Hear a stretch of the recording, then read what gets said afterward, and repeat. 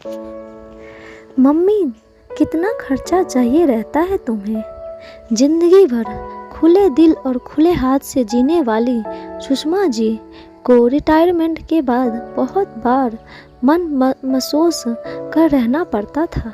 सारा पैसा बच्चों की पढ़ाई और घर बनाने में लगा दिया था। बचत बस काम चलाने भर की ही थी। शाम को सुषमा जी जब टहलने के लिए गार्डन में गई थी तो उनका महिला मंडल वाला ग्रुप रामेश्वर जाने का प्रोग्राम बना रहा था। सुषमा, तुम भी चलो हमारे साथ, रीता जी ने कहा। अरे वाह, क्यों नहीं, बहुत बरस से मेरा भी मन था कि मैं रामेश्वर जाऊं। बच्चों से बात करके बताती हूँ। भाभी जी, शाम को दिनेश जब ऑफिस से आया तो सुषमा जी ने बड़े उत्साह से अपनी योजना के बारे में दिनेश से चर्चा की।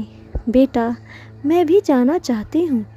बहुत बरसों से मेरा मन था और थोड़ा चेंज भी हो जाएगा। सुषमा जी को उम्मीद ही नहीं था कि उन्हें ऐसा जवाब मिलेगा। मम्मी, कितना खर्चा करती हो आप बेफिजूल का?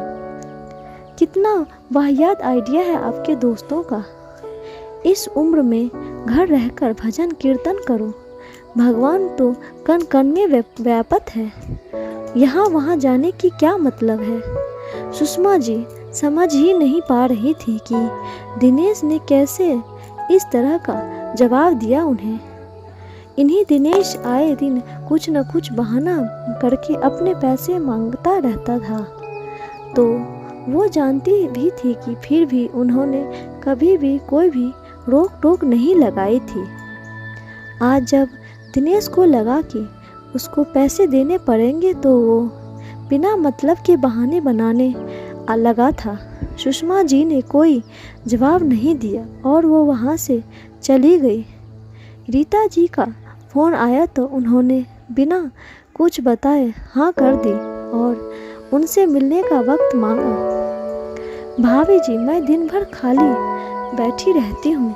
मैं कुछ करना चाहती हूँ जिससे इस उम्र में व्यस्त भी रहूं और आत्मनिर्भर भी। अरे वाह सुषमा, तुमने सही समय पर अपने मन की बात कही कि मेरे पड़ोस में सुनीता रहती है, उन्हें एक टीचर की ज़रूरत है। तुम भी एक बहुत अच्छी टीचर थी। अगर तुम फिर से क्लासेस लेना शुरू करो तो अच्छा रहेगा। क्यों नहीं भाभी, आप हाँ कर दीजिए और भी बच्चे हो तो मैं ले लूँगी। अब सुषमा जी शाम को बच्चों को ट्यूशन पढ़ाने लगी। उन्होंने घर पर नहीं बताया। धीरे धीरे बच्चे बढ़ने लगे। उनका पसंदीदा काम भी मिल गया और पैसे भी अच्छे खासे आने लगे। जब दिनेश ऑफिस जाता तो वो आसपास के घरों की डिमांड पर एक खुद का खाना बनाने का रसोई भी चलाने लगी थी, जिसमें सिर्फ वो पराठा ही बनाती थी। सुषमा जी अच्छी कुक भी थी तो उनके पराठे भी डिमांड में थे। उन्होंने अगले अपने किचन का नाम रखा था घर के पराठे। एक दिन ऑफिस में अपने दोस्तों के साथ दिनेश खाना खा रहा था। उसके दोस्त ने उससे खाना ऑफर किया। उसे स्वाद बहुत जाना पहचाना लगा। रवि, ये बहुत स्वादिष्ट पराठे हैं। ऐसा लग रहा है कि जैसे मेरी माँ ने हाथों का।